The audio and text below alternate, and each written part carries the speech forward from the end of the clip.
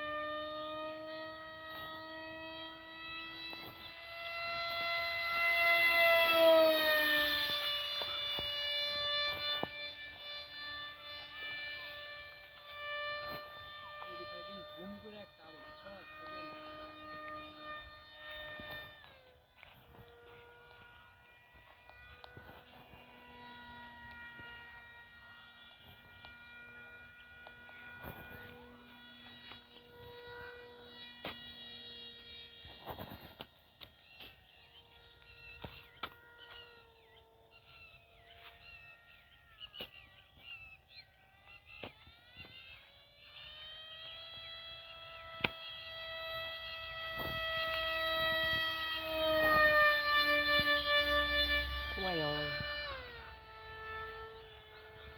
এখন ঘুরতে